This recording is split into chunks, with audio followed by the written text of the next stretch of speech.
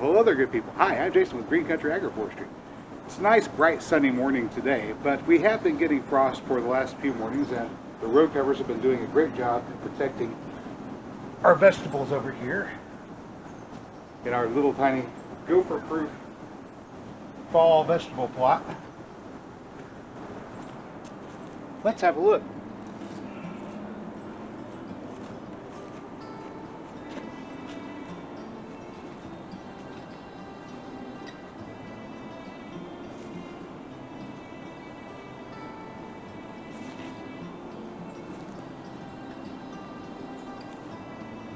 There we go. A little something to go on the salad this morning. Is breakfast radish for breakfast.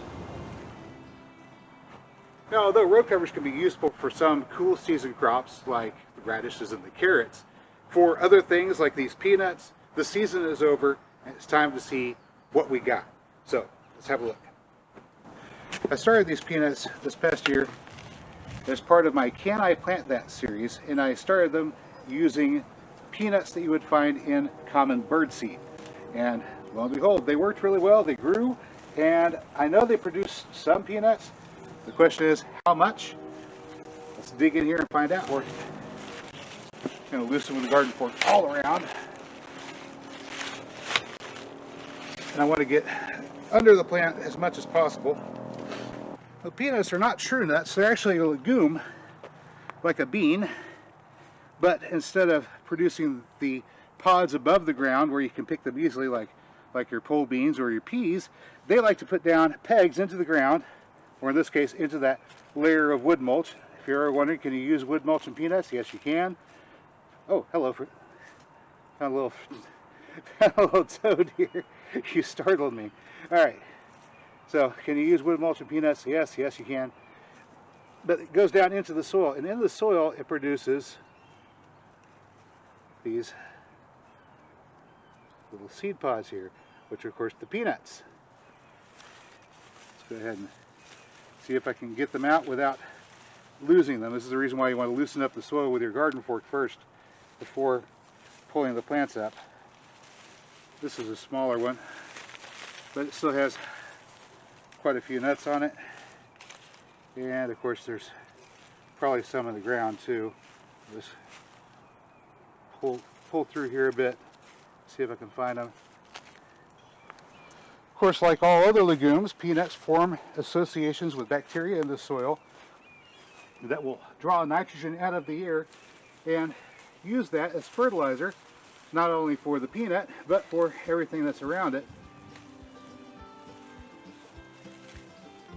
So planting peanuts puts nitrogen back in your soil. That's just a small one there. Here's more. More. Put these guys up. I'll turn them over so you can see.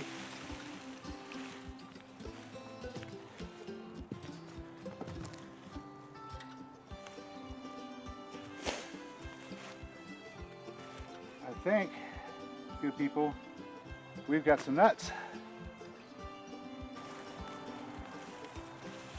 Of course, peanuts were the first crop I ever planted when I was a kid. Fun story. Fun story. You should go back and watch that video. I talked about it.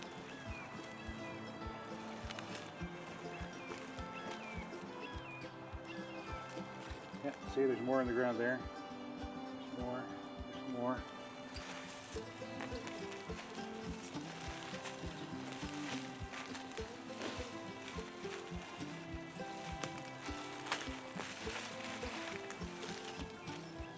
Back in the bin for later.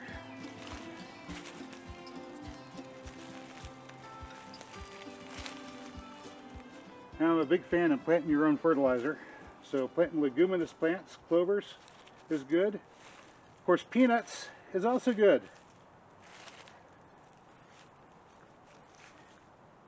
In the case of clovers, you have food for bees and other pollinators, and also a trap crop for rodents. In the case of peanuts, we have food for us.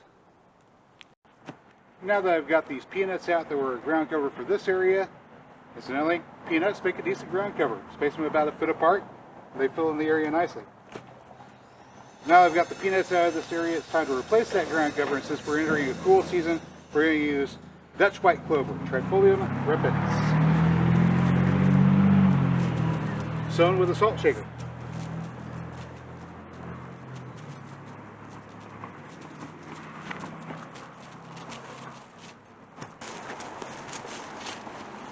Okay, now one final step.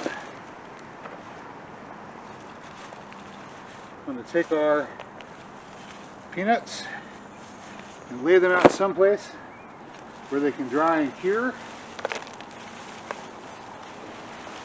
Hopefully where the critters won't get to them. So.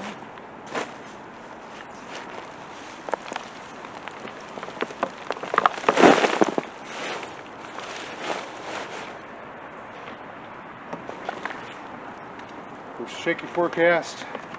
Make sure they're not going to get rained on if you're going to dry them outside on a tarp or strip of cardboard like I'm doing here. Isn't that nice looking? Alright. After they've cured for a week or two, we'll wind up with fresh peanuts.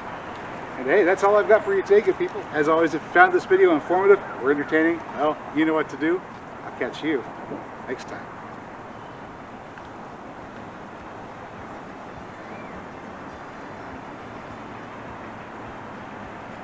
Good.